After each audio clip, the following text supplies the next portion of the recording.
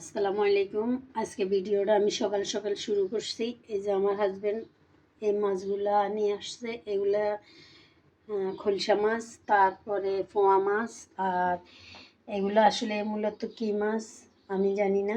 তো আমি এগুলা সব কেটে নিচ্ছি।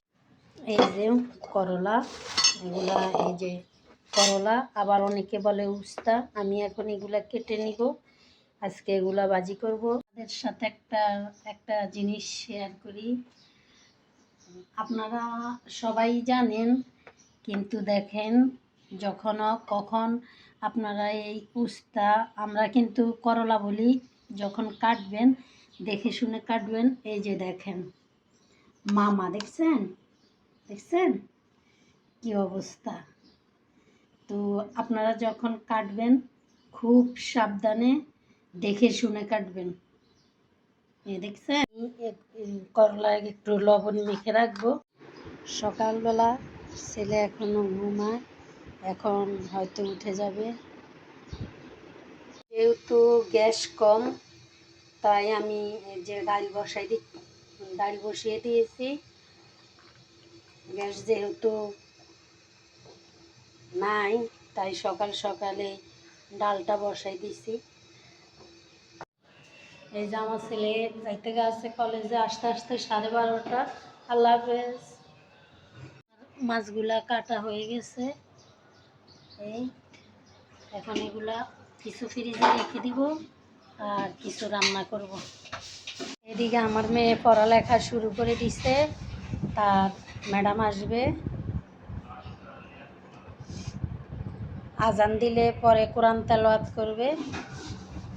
আসলে পৃথিবীতে যত মানুষের হাতের খাবারে খাইছি না কেন, মায়ের হাতের খাবারের মতো স্বাদ মনে হয় পৃথিবীতে আর কোথাও পাওয়া যায় না।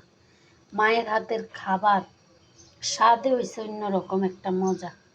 রমজান মাসে আমরা ভাই বোন 5 জন ছিলাম, বাবা ছিল, মা ছিল, 7 জন একে ফ্যামিলির ছিলাম। খুব মজা করে ইফতারি করতাম। কিন্তু আজকে অনেকটা বছর পার হয়ে গেল, ভাই বোনও একসাথে হই না, আর খাবারের স্বাদটাও আগের মতো পাওয়া যায় না। বাবা তো নাই।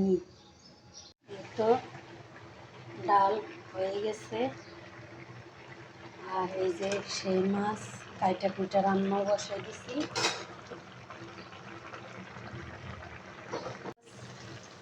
ধনিয়া পাতা দিয়ে দিলাম। আসলে আমি একটু তাড়াতাড়ি রান্না করি, কারণ কোরআন তেলাওয়াত আছে, নামাজ আছে, রমজান মাস। ইনশাআল্লাহ আপনাদের দোয়ায় কিছুদিনের ভিতরে কোরআন খতম হয়ে যাবে। আমি এখন সেই বিখ্যাত করলাটা ভাজি করে নেব। আয়সা নামাজে দাঁড়াই গেছে,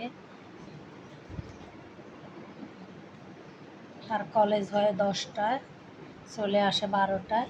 সেই যে বাসায় জোহরের নামাজ পড়ে, মসজিদে যাওয়ার সময় থাকে না। আমার মেয়ে প্রতি বছরেই রমজানে 3 খতম কোরআন শরীফ দেয়। তো আপনারা সবাই দোয়া করবেন আমার মেয়ের জন্য। আল্লাহ পাক যেন আমার মেয়ের রোজা, কোরআন তেলাওয়াত, নামাজ কবুল করেন।